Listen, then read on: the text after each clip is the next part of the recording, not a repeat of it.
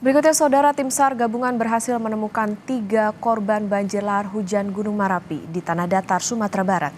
Ketiga korban ditemukan dalam kondisi meninggal dunia. Satu korban ditemukan di kawasan Lembah Anai, sementara 2 lainnya ditemukan di daerah Kecamatan Rambatan. Ketiga korban yang ditemukan merupakan warga Nagari Pandai Sike dan warga Kinawai, Kecamatan Rambatan. Saat ini total terdapat 29 korban meninggal di Tanah Datar yang telah dievakuasi dan teridentifikasi.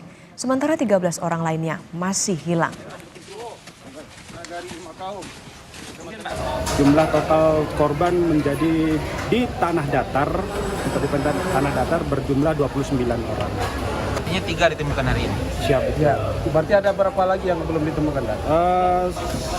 Kurang lebih 13 orang yang masih dalam pencarian sampai dengan saat ini.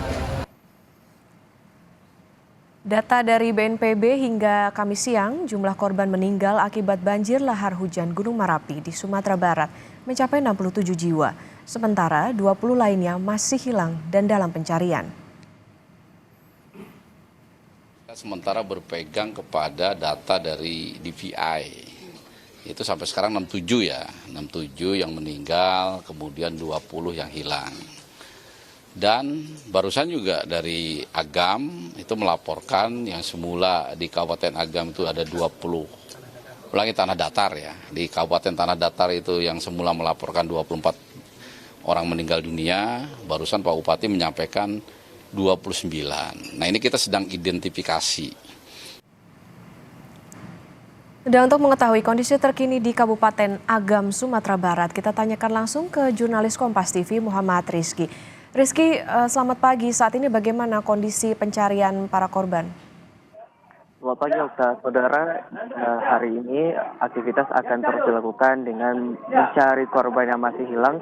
Di Kabupaten Agam tersendiri masih ada 1 korban yang hilang dan nantinya proses pencarian akan dilakukan mulai pukul 8 pagi. Dan untuk proses pencarian ini akan diperluas lokasinya yang dimana akan dititik fokuskan ke aliran sungai dan sampai ke bendungan.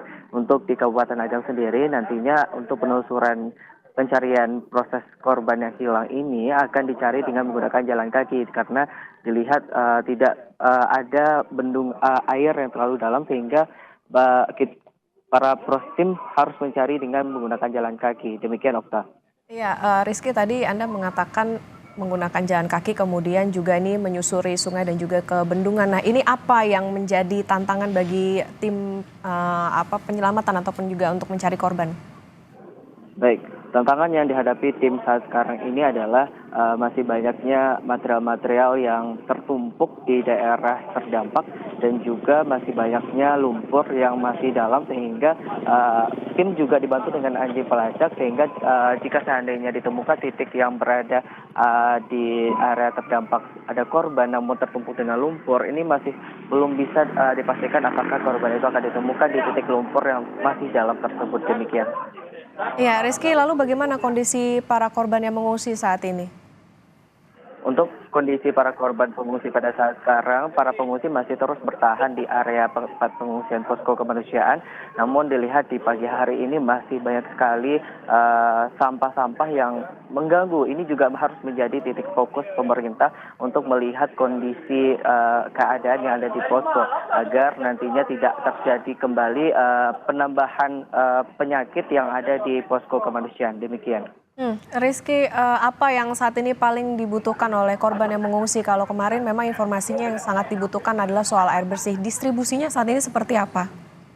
Baik, untuk distribusi bantuan ini sudah dilakukan oleh tim dan juga pemerintah dan bahkan kemarin juga telah diberikan penyerahan bantuan oleh Bapak Prabowo Subianto, bantuan dari Kementerian Pertahanan. Ini kalau bisa dilihat untuk bantuan di sini sudah hampir terpenuhi. Untuk masalah air bersih khusus di Kecamatan Candong di Kabupaten Agam sendiri, ini kondisi air bersih masih dalam cukup bagi para warga. Namun jika seandainya nanti air bersih ini akan bermasalah, maka tim juga akan mempersiapkan mobil tangki air. Demikian. Rizky, ini yang juga menjadi sorotan adalah soal bagaimana akses di sana. Untuk distribusi bantuan ini bagaimana, mudahkah aksesnya untuk bisa distribusikan bantuannya?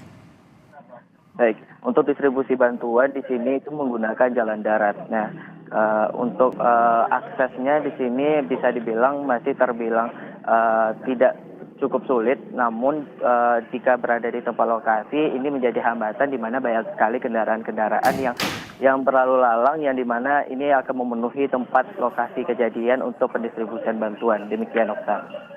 Ya baik, tentu diharapkan bantuan ini bisa terdistribusi dengan lancar meskipun saat ini aksesnya juga masih sangat terbatas. Terima kasih jurnalis Kompas TV Muhammad Rizky melaporkan dari Kabupaten Agam, Sumatera Barat.